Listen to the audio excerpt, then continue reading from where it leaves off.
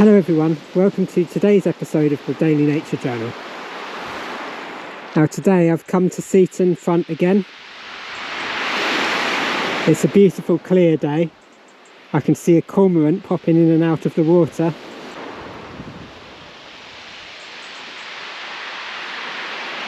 But I've come to the beach for one reason alone today.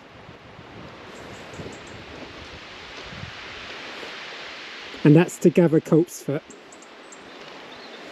Now there's loads of it here. This is one of the best spots to come looking for it.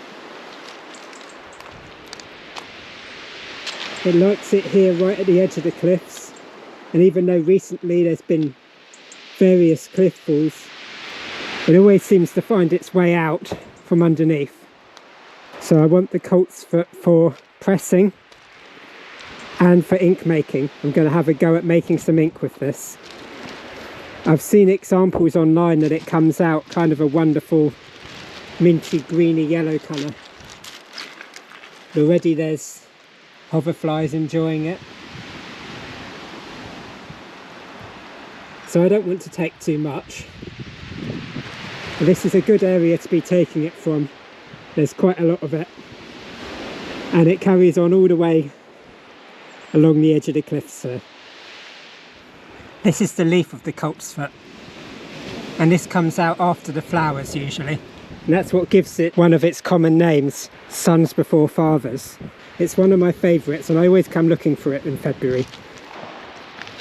So I'm also going to gather some of this red material that's come down from the cliff, and this is what the Coltsfoot grows out of. This is my little haul of Coltsfoot. So I've got a couple of leaves here and many flowers too. So I'm going to put a few of these in the press, so I think they're going to look beautiful on one of the pages, and the rest I'm going to process into ink. And I'm going to use the exact same recipe that I used for the gorse ink. So you can find that linked in the description below if you want to try making this ink in the same way. So these are very chunky, so I'll probably need to give them the rest of the month to press at least. I'm just opening them out with my finger because when they press, I don't want them to be closed and to lose all of this lovely yellow of the flower. It'll probably be mid-March before I get these ones out of the press again. So I need to make sure that I press this down good and tight and then put it away to let it do its work. So now I've got hold of some of this material from the cliff, and it's a kind of like a sort of muddy sandstone, and it's this wonderful brick colour. And I thought I'd like to try making some pigment out of this at some point, and I've got quite a bit of it so I could have a go at that. But for now, I thought I'd just try drawing with it and using it to stain the paper.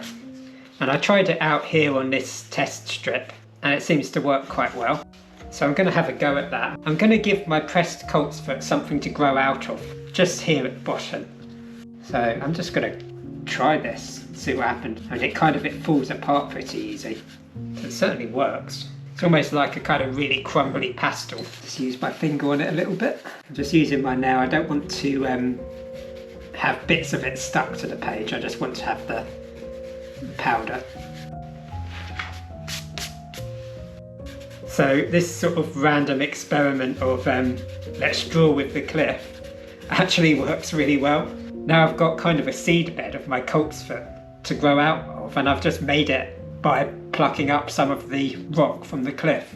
Have any of you ever tried using rock in this way, like drawing with chalks, bits of rock? I'd like to hear about that in the comments if you have. I think what I'm going to do just to stick this down is I'm just going to give it a coat of EVA glue. It should hopefully help to fix it to the page a little bit. I could use a spray fixative perhaps as well, but I don't much want to do that, so I'm going to try this. I'm getting a lot more of the grain of the paper in as a result of having painted this over, so that's making it look a bit more artificial than it looked before. I think that once the Coltsfoot flowers are on, you won't notice these stripes very much anymore. So that's all for a very experimental day in the studio.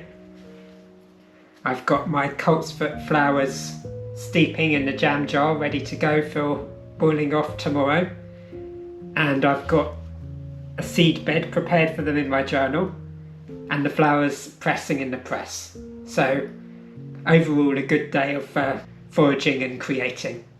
So thanks very much for watching today's video, and I'll see you next time.